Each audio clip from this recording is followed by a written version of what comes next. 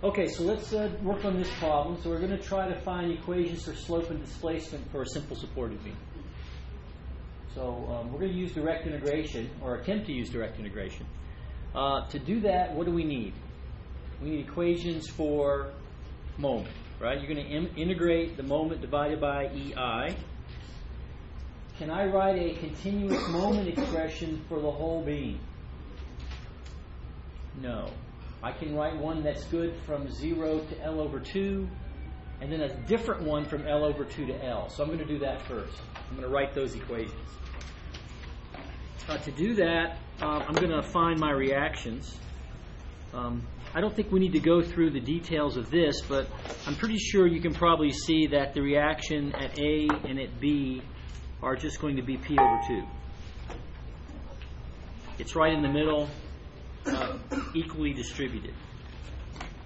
So what I'm going to do first is I'm going to cut the structure somewhere in this first range from 0 to L over 2, and to make it easier on me, I'm going to work the left-hand side.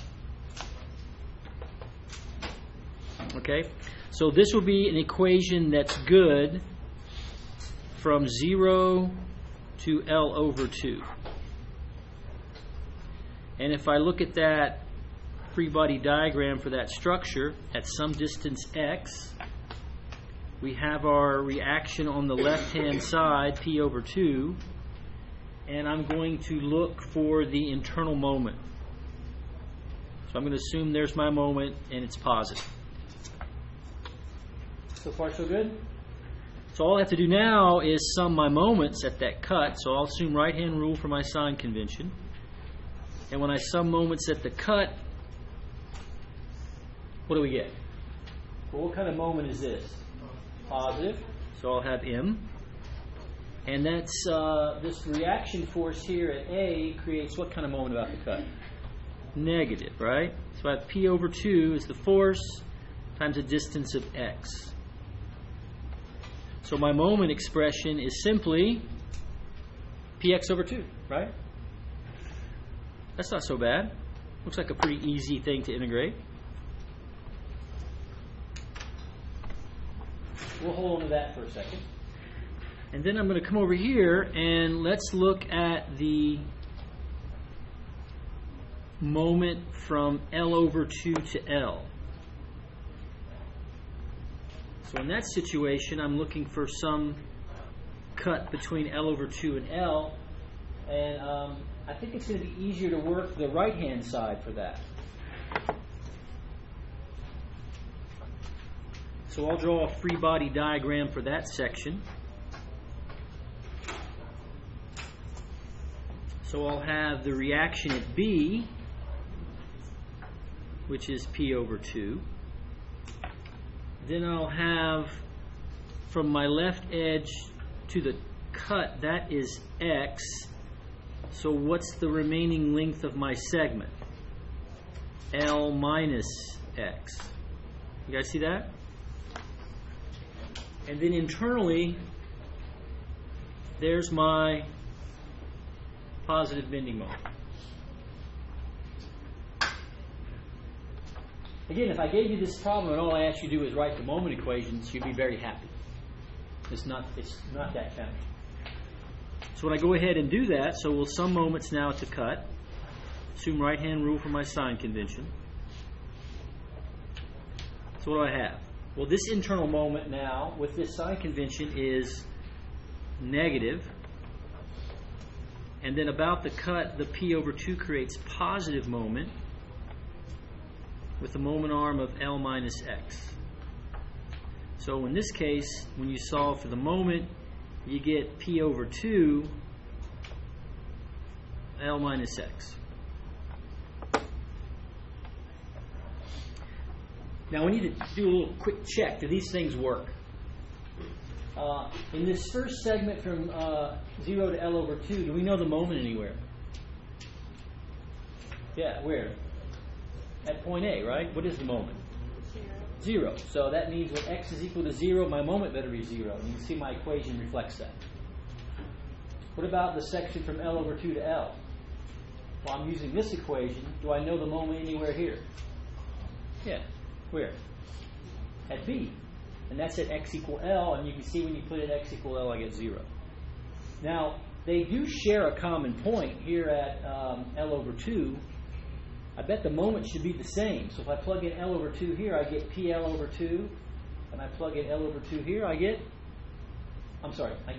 PL over 4. And I get PL over 4 here. So it seems that they match. So I'm going to put a little green check mark next to my moments. I'm pretty comfortable that those are right. So this is where we would stop on exam 1, or on our previous stuff. But now we're just getting started. So what does direct integration say we must do? Integrate these things. So I'm going to start over here. Oh, by the way, will I get a single equation for both sections? No. So what I'm going to do is to help you try to keep this in mind, is I'm going to put a nice little break line here. And I'm going to work, it's now become 2 problems. So I'm going to start on this side, and I'm going to say that the slope is the integral of m over ei. And I'm going to integrate my moment. So you see I have a p over 2 that's constant, so I'll pull out p over 2ei, and all I'll have left is the integral of x dx. That's pretty easy to integrate, right? So that'll give me p over 2ei, and I'll get x squared over 2, and now I'll generate an integration constant.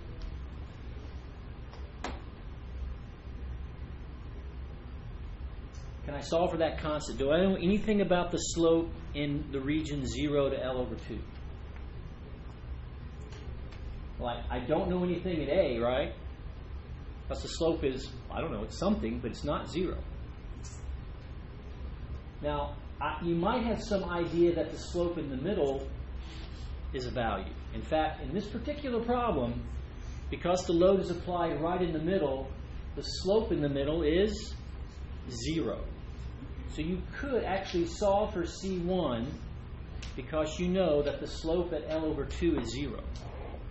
But I'm not going to do that right now. I'm going to act like I don't know that. I'm going to make a more general solution, because what if this is not L over 2? Maybe it's like L over 3 and this is 2L over 3. So this load is shifted. But once you shift it, that 0 slope location, you don't know where that is. It's gone. So let's do it in general. I just want to show you the worst case scenario. So that means I can't do anything with C1 right now. I just have to leave it alone. So now I go back and solve for my displacement by integrating the slope. So I'll integrate that.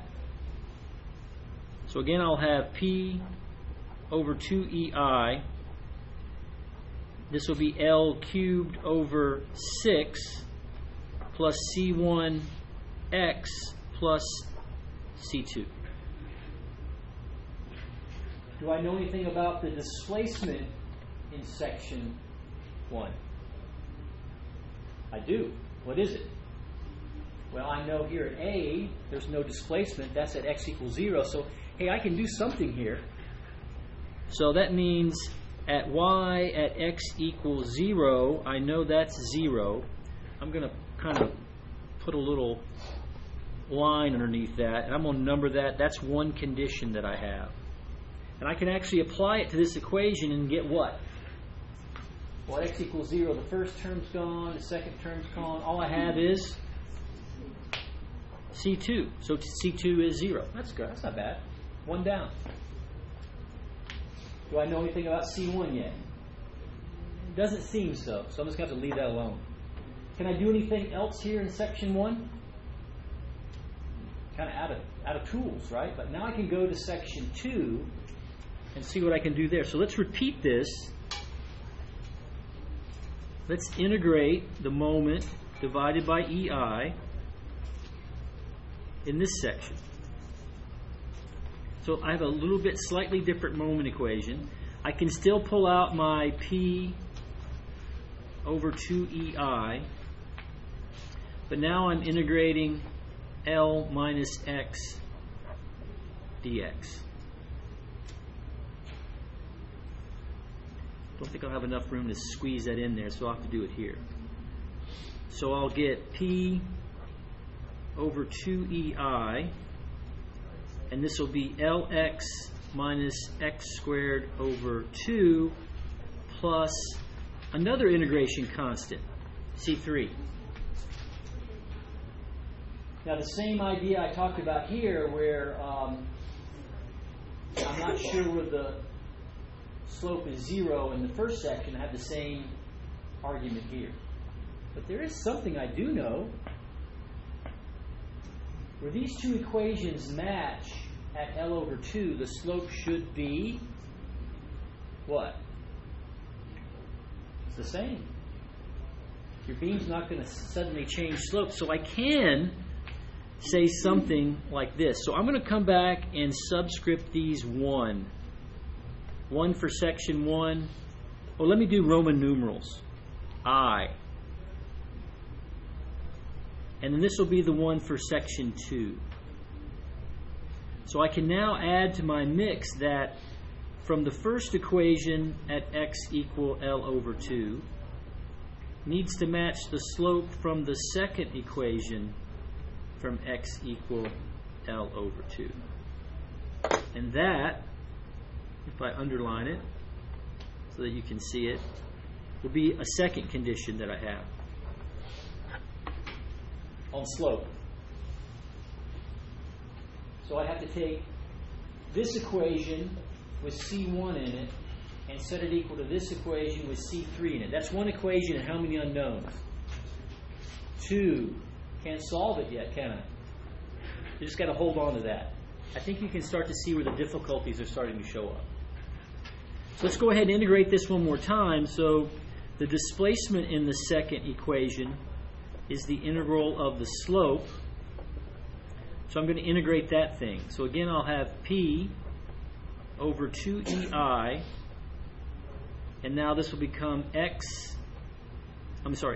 x squared over 2 minus x cubed over 6 plus C3x plus a new integration constant, C4. This doesn't seem to be getting better, does it? Now, what do I know about displacement in the second region? Anything?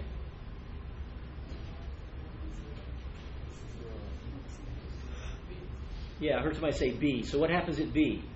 Displacement is? So that means that in the second equation, for x equal L, that's point B, the displacement should be 0. So I'll underline that and say that's my third condition.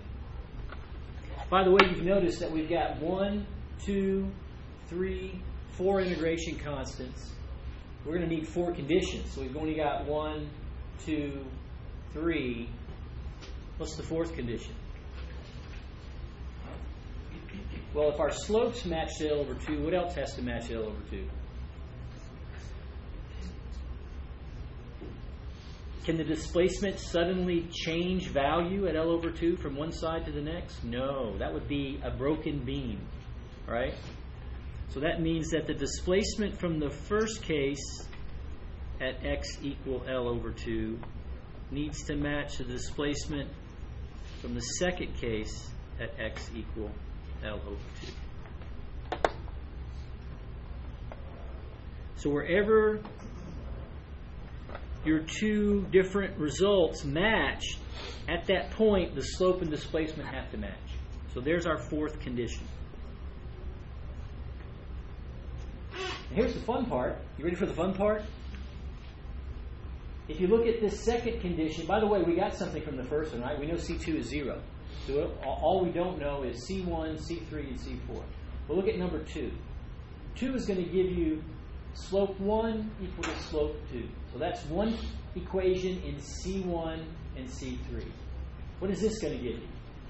Well, if I put in x equal L here, I have an equation in C3 and C4. When I put this one together, I'm going to have an equation in C1, C3, and C3. That is 3 equations and 3 variables that you have to solve.